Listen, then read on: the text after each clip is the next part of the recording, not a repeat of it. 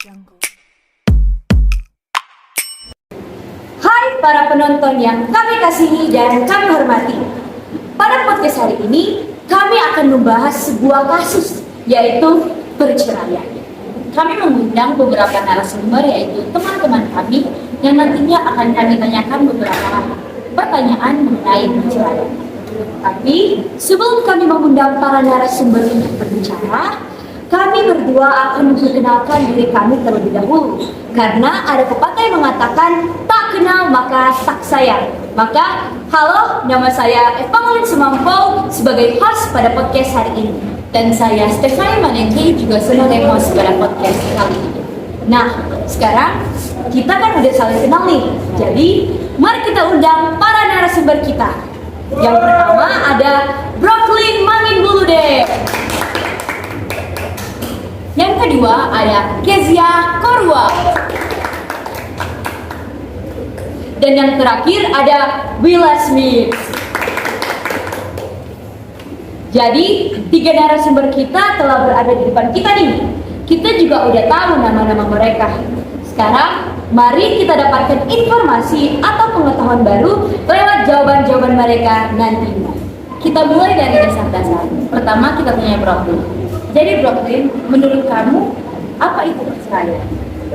Dari artikel yang saya baca, menurut Harvard 2011 mengatakan bahwa perceraian merupakan penyelesaian perkawinan apabila pihak suami dan istri sudah tidak menemukan jalan keluar atas permasalahan yang dihadapi. Perceraian dapat dilakukan secara hukum maupun di luar hukum.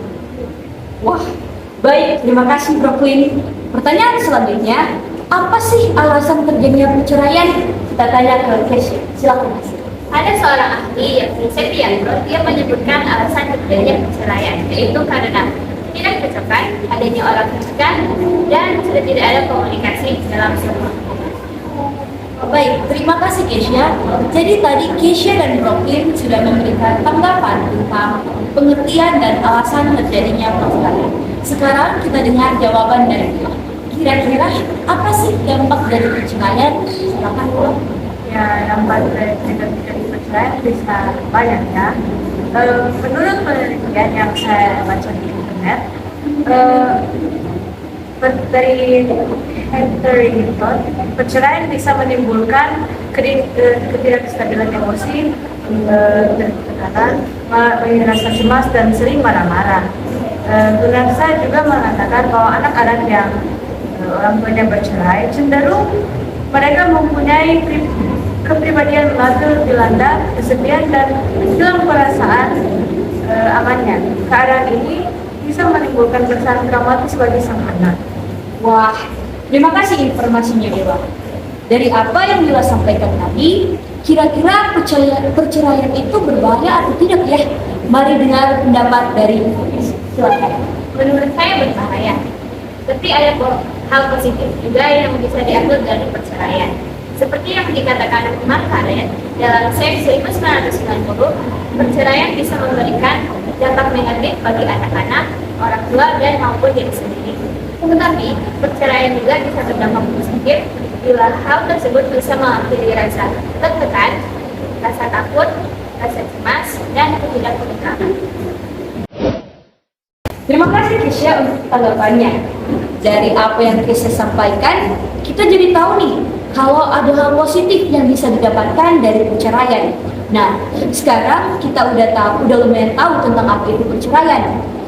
Mari sekarang kita tanya narasumber kita, kira-kira mereka punya pengalaman nggak dengan perceraian? Ada yang mau membagikan pengalamannya? Silakan Pak.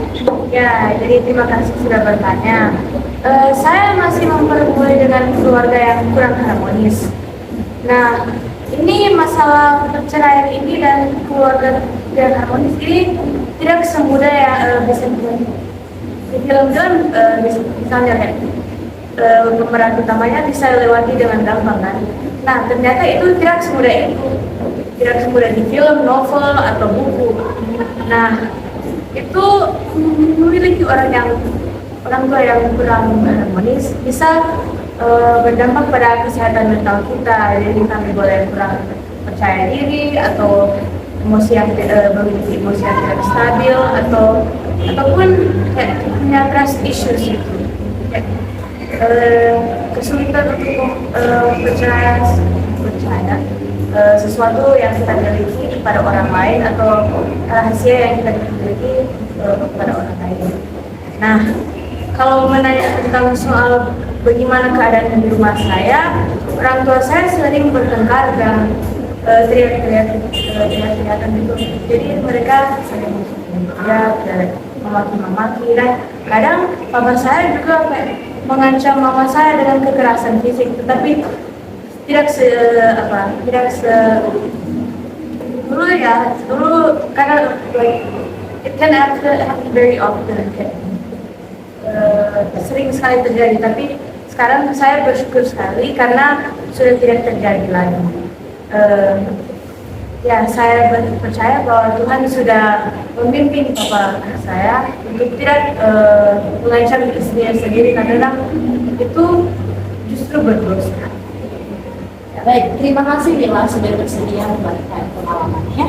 Nah, dari hal tersebut, menurut Mila, bagaimana kasih Tuhan terus menopang dan memampukan Mila untuk bisa kuat melewati hal tersebut?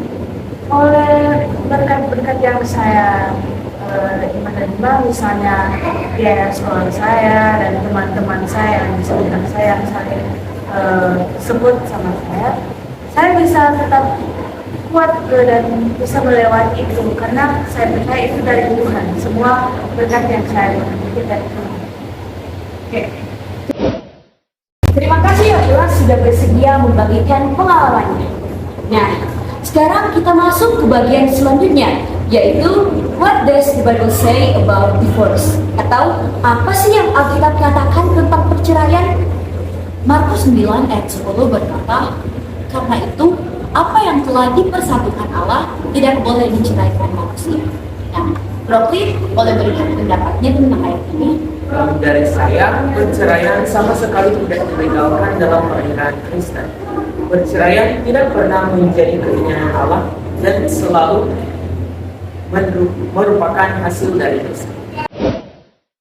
Baik, terima kasih ya Prof. Quinn.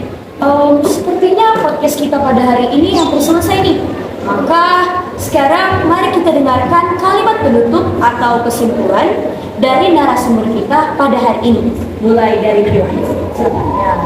Sebelum melakukan pernikahan, ada baiknya kita menyiapkan mental untuk menghadapi masalah yang akan datang, dan sebelum melakukan perceraian, ada baiknya kita memikirkan dampak dari perceraian itu sendiri.